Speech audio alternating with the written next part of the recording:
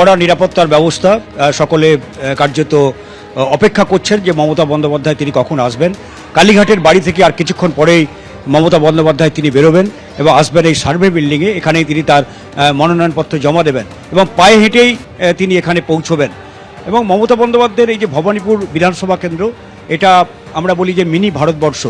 এখানে বিভিন্ন ধর্ম বর্ণ সম্প্রদায়ের মানুষ তারা বাস করেন, হিন্দু, মুসলিম, শিখ, খ্রিস্টান, জৈন ধর্মের মানুষ, এছাড়াও বাঙালি, গুজরাটি, বিহারি, ওড়িয়া, নানা সম্প্রদায়ের মানুষ এখানে বসবাস করেন।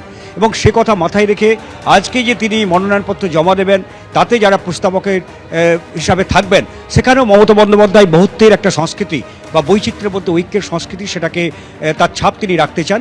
এবং সেই কারণে তার প্রস্তাবকের তালিকায় একদিকে যেমন ফিয়াদ হাকিমের স্ত্রী রুবি হাকিম থাকবেন, পাশাপাশি তৃণমূলের যে কাউন্সিলর বাবলু সিং থাকবেন, এছাড়া মিরাজ শাহ, যিনি ভবানীপুর এডুকেশন সোসাইটির অন্যতম কর্ণধার, তিনিও প্রস্তাবকের তালিকায় থাকবেন।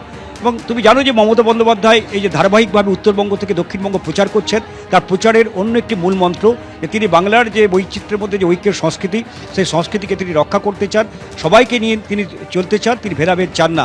এবং বিজেপির বিরুদ্ধে তিনি অভিযোগ করছেন যে মেরুকরণের রাজনীতি করছে বিজেপি। এখন আজকে যে প্রস্তাবকের তালিকা তিনি রেখেছেন, ফলে খুব স্বাভাবিকভাবে সেখানে তিনি সেই বার্তাটাই দিতে চাচ্ছেন যে পশ্চিমবাংলা মানেই বৈচিত্র্যের মধ্যে ঐক্য, পশ্চিমবাংলা মানেই সবাইকে নিয়ে চলা। তাই প্রস্তাবকের তালিকায় বিভিন্ন ধর্ম বর্ণ সম্প্রদায়ের মানুষরা রয়েছেন।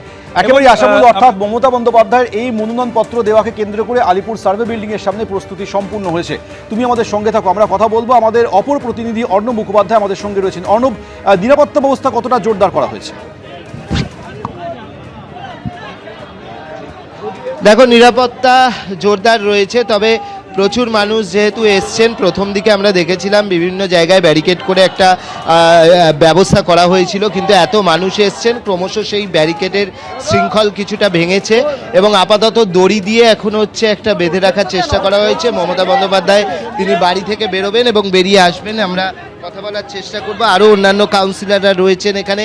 সুস্মিতা দি, আপনার থেকে জানতে চাইবো, আপনি পার্ক স্ট্রিট অঞ্চলের দায়িত্বে রয়েছেন, কীরকম দেখছেন মানুষজনের মধ্যে কতটা উন্মাদনা?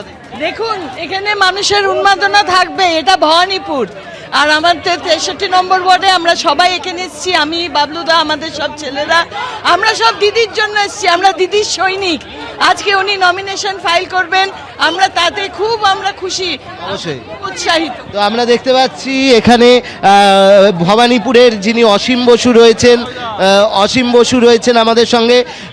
আপনাদের এলাকার গুজরাটি প্রচুর মানুষজন রয়েছেন, তারা এখানে এই যে মনোনয়নপত্র জমা দেওয়ার যে র্যালি, তাতে কতজন এসছেন সেখান থেকে? দেখুন, এখানে সর্বধর্মের সমন্বয়। ভবানীপুর মানে হচ্ছে মিনি ইন্ডিয়া।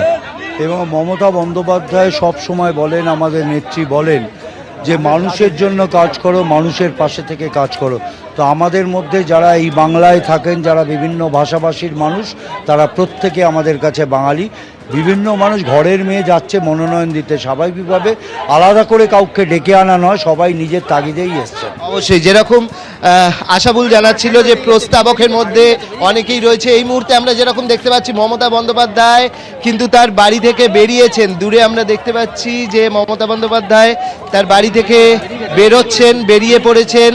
তিনি এগিয়ে আসছেন একদম তার যে বাড়ি রয়েছে, সেই বাড়ি থেকে তিনি বেরিয়ে পড়েছেন এবং বেরিয়ে পড়ে মোড়ের মাথার দিকে তিনি এগিয়ে আসছেন। এবিপি আনন্দ, এগিয়ে থাকে, এগিয়ে রাখে।